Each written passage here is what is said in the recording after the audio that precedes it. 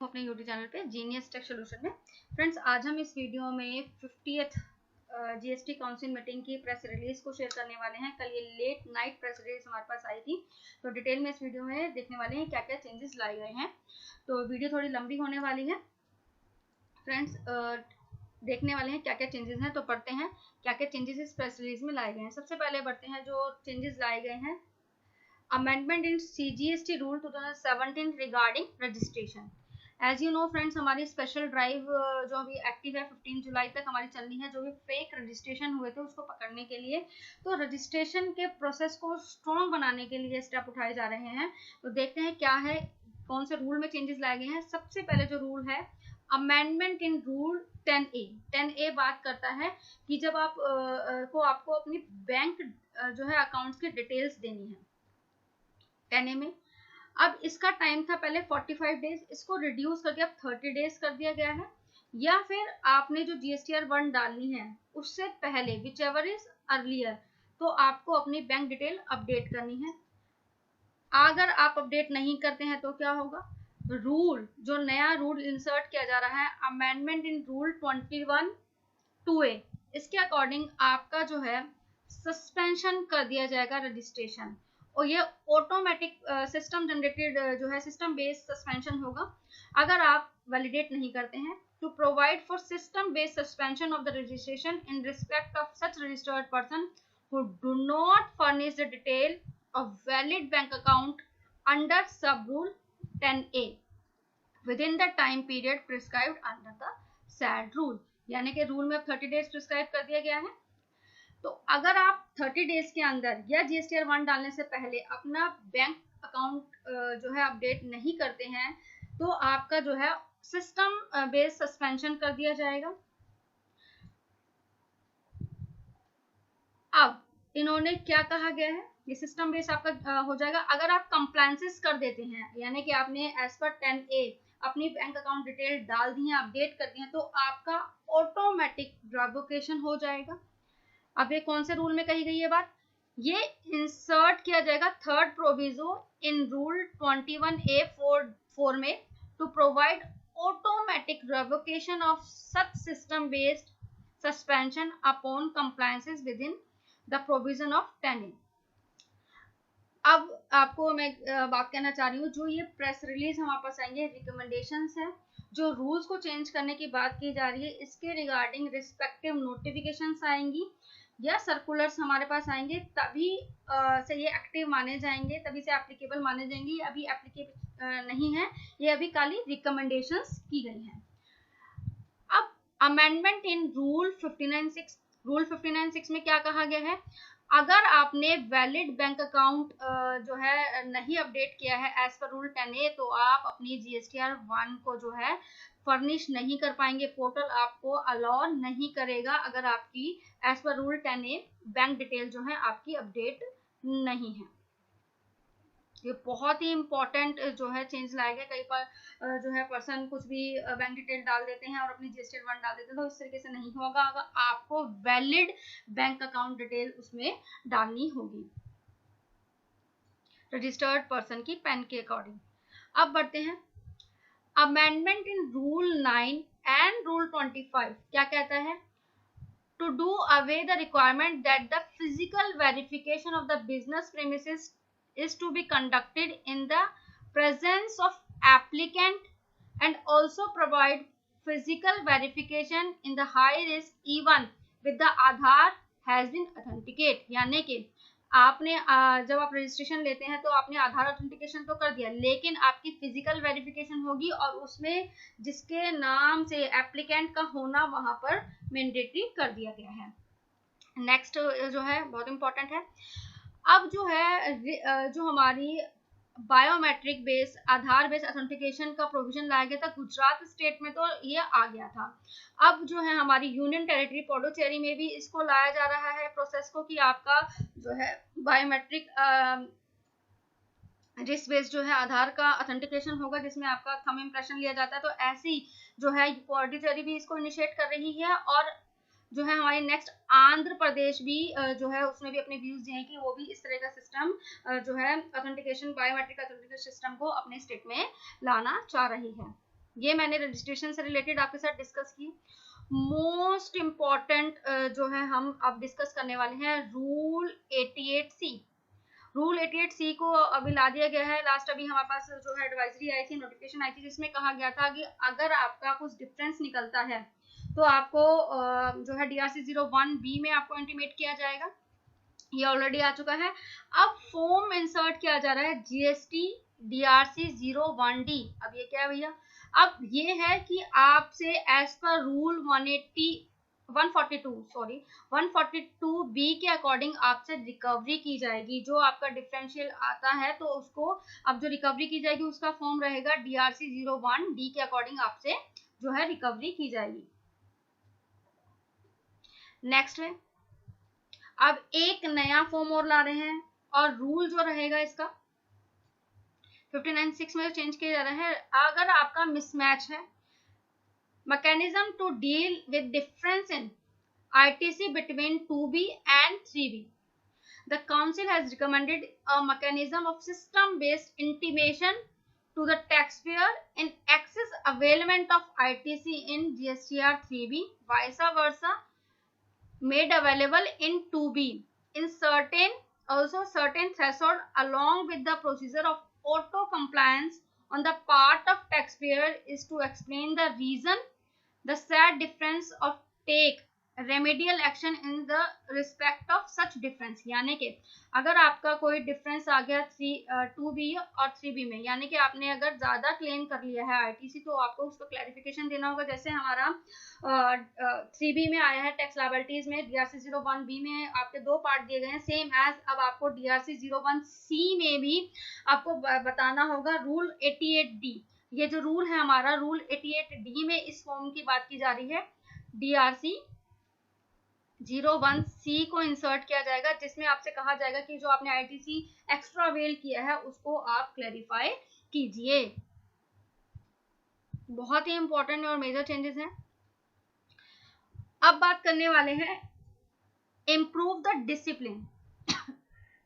Form GSTR 3A को amend किया जाएगा to provide the issuance of notice to the taxpayer for their failure of annual return GSTR 9 और 9A। जिसने due date से पहले अगर अपनी 9 और 9C नहीं डाली हैं तो उनको जो है 3A में नोटिस भेजा जाएगा कि आपने क्यों नहीं डाली है।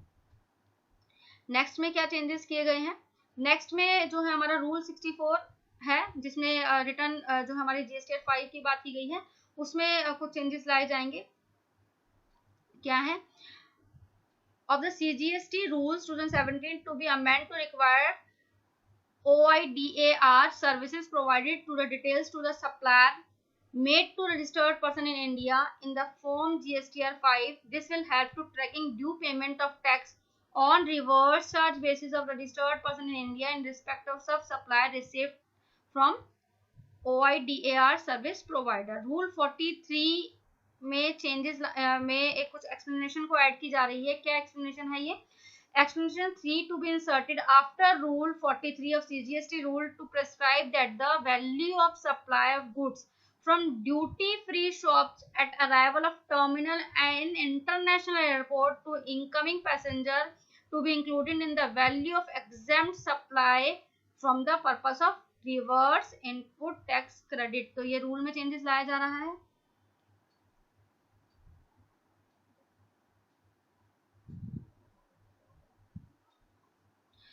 सब रूल जो है 162 के सब रूल 3A में कुछ चेंजेस लाए जा रहे हैं जो हमारे ऑफेंस होते हैं सेक्शन 103 के अकॉर्डिंग।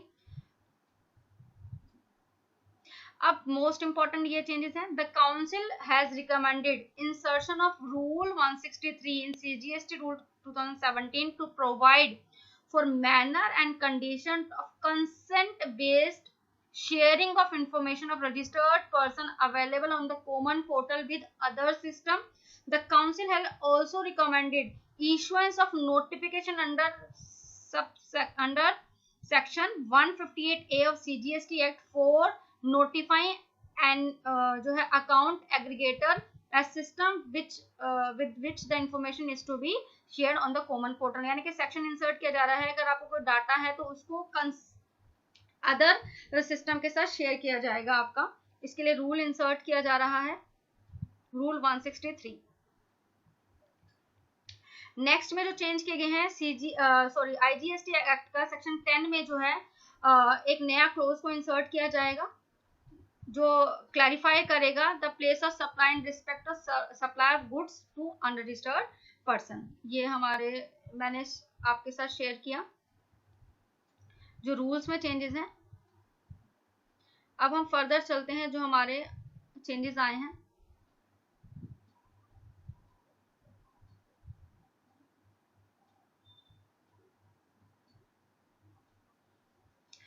यहाँ पे अपीलेट ट्रिब्यूनल को बनाया जाएगा, GST appellate tribunal to enabling smooth constitution of functioning of GST appellate tribunal. The council has recommended the provision of Finance Act 2013 to pertaining GST appellate tribunal may be notified by the center with effect of 1st August 2023 so that the same can be brought into operation at the earliest. Next जो है important change है हमारा annual return किस किस को डालना है उसके लिए बात की गई है। एनुअल रिटर्न फाइनेंशियल ईयर 2022-23 के लिए the council had decided the relaxation provide in जो 2021-22 में जो रिलैक्सेशन दिया गया था जिन टैक्स पेयर्स को उनको 2022-23 में भी दिया जाएगा, यानी कि जिन भी टैक्स पेयर की टर्नओवर अप टू 2 करोड़ है उनके लिए 9 एग्जेम्प्ट की गई है। सेम प्रोविजन जो है हमारा कंटिन्यू रहने वाला है। ये जो है बहुत सारे सर्कुलर हमारे पास आने वाले हैं, ISD को लेके हमारे पास सर्कुलर आएगा तब हम इसको डिटेल में डिस्कस कर लेंगे।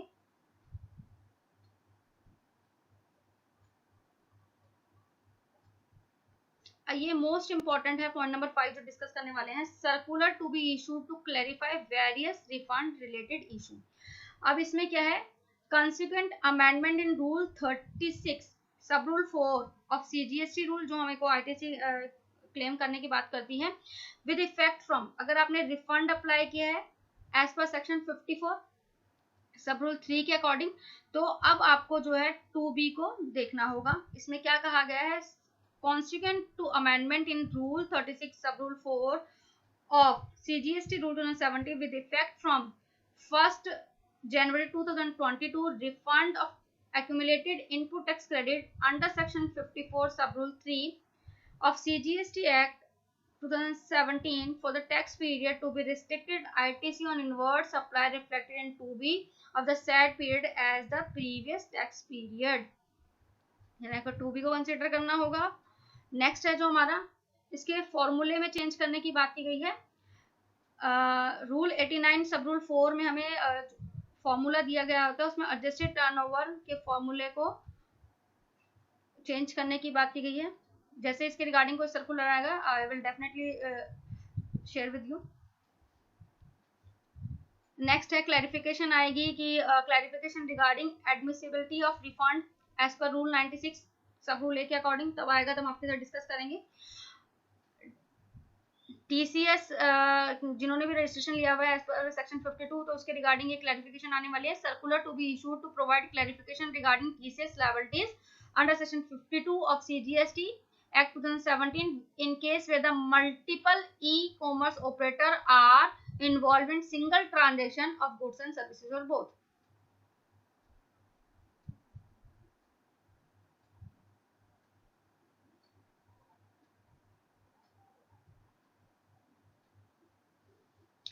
ये मोस्ट इंपॉर्टेंट चेंज है। Issuance of following circular in order to remove the ambiguity and the legal dispute on various issues, thus beneficial taxpayer at large. Clarifying that the registered person whose turnover exceeds the prescribed limit to generate the e-invoice are required to issue the e-invoice under Rule 48 sub Rule 4 of CGST.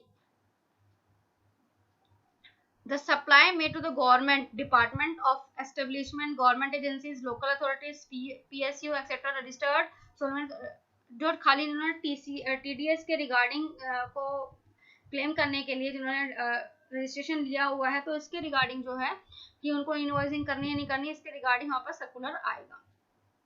Next है clarifying regarding the manner of calculating of interest amount liable to be paid under section 50 of subsection 3 of CGST Act 2017 in respect of wrongly availed or utilized ITC credit inter alia, that is wrong availment of IGST credit, the balance of input tax credit in electronic credit ledger under the head of IGST, CGST, SGST taken together has to be taken in consideration while calculating the interest liability as per rule 88B of CGST। तो इसके regarding में clarification I किस तरीके से आपको जो है interest पे करना है।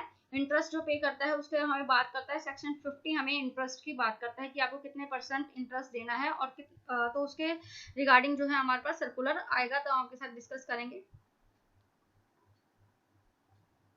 मोस्ट इम्पॉर्टेंट है ये जो है चेंजेस आए हैं। As per the recommendation of the Council in the 48th meeting, the circular number 183/15/2022 dated 27 दिसंबर, इसमें क्या कहा गया है कि जो प्रोसीजर था हमारा, जो हमने ITC को अवेल किया है इन 3B में, available in 2A during the financial year 2017-18 to be further relieved to the taxpayer of the council recommendation that कि जैसे अगर हमारे पास कोई नोटिफिकेशन आता है ये जो हमें ITC अवेल करना है एज पर 2A में, तो फाइनेंशियल ईयर इसमें भी जो है हमें 2A को ही कंसिडर करना है। ये रिलैक्सेशन हमें दी गई है कि 2A के हिसाब से आप जो है अपना ITC क्लेम कर सकते हैं। ये प्रोसीजर सेम इस इतने टाइम पीरियड के लिए भी चलने वाला है। 2017-18, 18-19 के लिए था। अब फ्रॉम 1 अप्रैल 2019 टू 31 दिसंबर 2021 के लिए भी 2A को ही कंसिडर किया जाएगा। एक स्पेशल जो है हमारा प्रोसीजर लाया जाएगा ट्रान 2 को ITC को क्लेम करने के लिए। मोस्ट इंपॉर्टेंट एमनेस्टी स्कीम की जो बात की गई थी, council recommended to extend the amnesty scheme, notified by notification, ये नोटिफिकेशन आई थी हमारे 31 मार्च 2023 में, जिसमें बात की गई थी GSTR 4 की जो नॉन फाइलर है, GSTR 4, GSTR 9, 10 और revocation of cancellation of registration and deemed withdrawal of assessment order issued under section 62। उसके जो है एमनेस्टी स्कीम है उसका टाइम पीरियड को बढ़ाकर अब 31 अगस्त 2023 कर दिया गया है। अब जो मणिपुर में हमारे जो क्राइसिस हो रहे हैं, जो हिंसा हो रही है, उसको लेके वहाँ पे जो लोग हैं अपनी डेट नहीं GSTR 1 और GSTR 3B की जो डेट है उनको एक्सटेंड कर दिया गया है, 31 जुलाई कर दिया गया है इसको।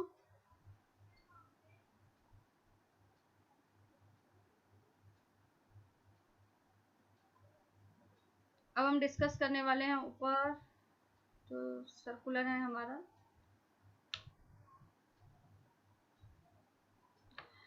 अब ये changes in GST of services को हम डिस्कस करने वाले हैं। फर्स्ट पॉइंट जो है इसका हमारा, जो GTA है, GTA के लिए फैसिलिटी लाई गई थी कि वो फॉरवर्ड चार्ज मैकेनिज्म में भी जा सकते हैं और RCM में तो जा ही सकते हैं। तो फॉरवर्ड चार्ज मैकेनिज्म में जाने के लिए उनको एक एनेक्चर फिल करना था, एनेक्चर 5, जिसकी डेट होती है 15 मार्च ऑफ, जैसे आपको अपने फाइनेंशियल 23-24 के लिए चूज करनी थी तो आपको 15 मार्च तक उसकी डिक्लेरेशन देनी थी, 23 तक।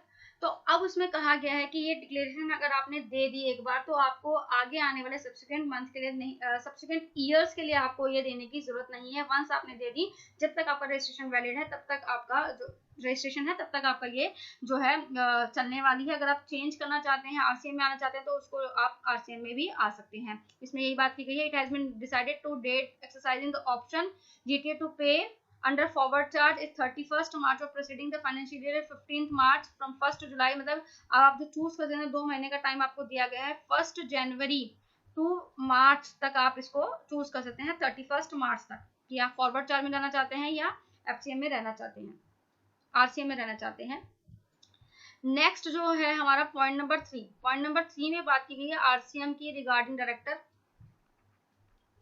It has been decided to clarify the services supplied by the director of a company to company in his private or personal capacity, such as supplying services by renting of immovable property of the company or body corporate are not taxable under RCM. Only those services supplied by the director of a company or a body corporate which are supplied by him in the capacity of director. इसमें क्या issue है कि अगर आप जो director है in the capacity of directorship में, यानी कि डायरेक्टर जो एम्प्लॉय के तो कोई सर्विसेज रेंडर कर रहा है तो कंपनी जो है कंपनी उसका आरसीएम पे करेगी. कौन पे करेगा? कंपनी पे करेगी.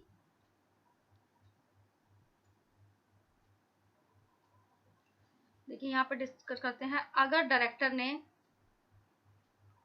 कोई सर्विसेज दिए हैं तो वो आरसीएम जो है कंपनी पे करेगी. अगर डायरेक्टर की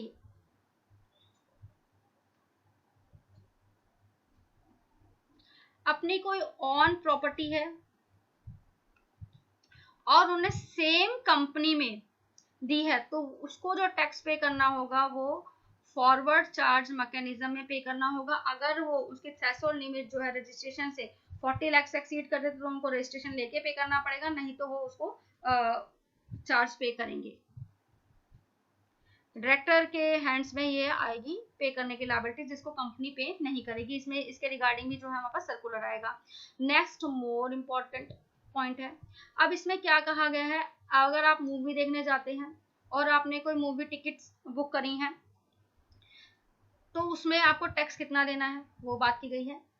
It has been decided to clarify the supply of food and beverage in cinema halls is taxable as a restaurant services along as they are supplied by the way of part of services and supply independently of the cinema exhibition services, where the sale of cinema ticket and supply of food and beverages are clubbed together, such as bundled supply and test of composite supply. The entire supply will attract GST as the rate of applicable of services exhibition of cinema as the principal supply. इसमें क्या कहा गया है, अगर composite supply क्या होती है, जैसे कि अगर आपने टिकट्स बुक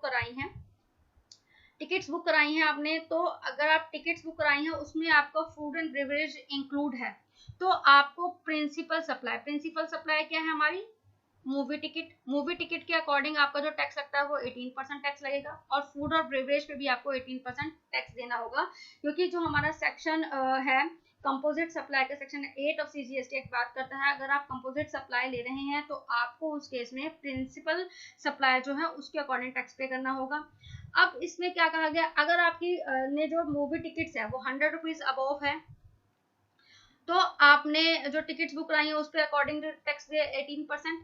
अगर आपने फूड एंड प्रिविलेज उसमें इंक्लूड नहीं है तो फूड एंड प्रिविलेज में आपकी जो रेस्टोरेंट सर्विस है, रेस्टोरेंट सर्विसेज में आपका कितना टैक्स लगता है 5%. तो आपका ये अलग अलग टैक्स लगेगा. टिकट्स का जो टैक्स है वो 18% रहने वाला है. फूड एंड प्रिविलेज का जो टैक्स है आपका 5% जो आपका टैक्स लगेगा वो रेस्टोरेंट सर्विस के अकॉर्डिंग वो इस पर टैक्स लगेगा. ये हमने जो मेजर पॉइंट्स है वो हमने डिस्कस करे हैं. जो ये हमने सर्कुलर्स की बात की है इसके रिगार्डिंग पर्टिकुलर सर्कुलर्स आएंगे जो क्लैरिफिकेशन मांगी गई है तब से एप्लीकेबल होंगे. जो मैंने डिस्कस किया है, बहुत सारे रेट्स में भी चेंज किए गए हैं. ये रेट्स जो है अलग अलग इंडस्ट्री से रिलेट करते हैं तो वो आप देख सकते हैं. जैसे यहाँ मेडिकल से रिलेटेड है तो ये मेडिसिन है उसके ऊपर जो है अगर इम्पोर्ट करते हैं तो एग्जाम्प्ट रखा गया है. ये मेडिकल से रिलेटेड है. कुछ क्लैरिफाई किया गया. It has been clarified the supply of raw cotton including kala cotton by the agriculture to the cooperative taxable under RCM and regularize issue relating to the past period as is basis. यानी कि अगर आपने कुछ agriculture से cooperative कौन सा company form या private limited company ने कुछ इनसे परचेज किया है कॉटन या काला कॉटन तो उसको उनको आरसीएम में जो है टैक्स पे करना पड़ेगा. इसमें कुछ जो है टैक्स की बात की गई है. यहाँ पे कुछ टैक्स को रिड्यूस कर दिया गया है. It has been decided to reduce the GST rate on LE slag from 18 to 5% to encourage the better utilisation of their product for the protection of environment. जो बहुत सारे चेंजेस लाए गए हैं रेट्स में और डिफरेंट इंडस्ट्री से relate करते हैं. अगर आप इसको प्लेन रीडिंग करेंगे तो समझ में आ जाएगा.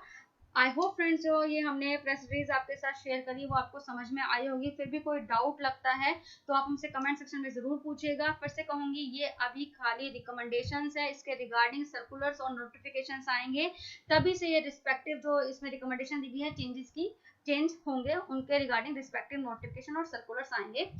आई होप फ्रेंड्स ये वीडियो आपको अच्छी लगी होगी। अगर आपको हमारी वीडियोस अच्छी लगती हैं, वीडियो कंटेंट अच्छा लगता है तो प्लीज़ वीडियो को लाइक कीजिएगा, शेयर कीजिएगा और मेरे चैनल को सब्सक्राइब जरूर कीजिएगा। छोटी सी बात है जो मैं आपको शेयर करना मैं आपसे भूल गई। यहाँ पर इन्होंने जो है फर्स्ट पैराग्राफ में ही कहा था कि इन्होंने एक शॉर्ट वीडियो फिल्म बनाई है जिसमें GST council 50 step towards a January, जो कि in august presence of honourable minister of councils में ये 4 मिनट की जो इन्होंने बनाई है वीडियो, प्लीज आप इसे जरूर देखिएगा, जिसमें उन्होंने बताया किस तरीके से जो है हमारी 50 काउंसिल हुई है उनको स्टेप बाय स्टेप उन्होंने एक वीडियो 4 मिनट की वीडियो में दिखाया है। आई होप फ्रेंड्स ये वीडियो आपको अच्छी लगेगी। Thank you for watching.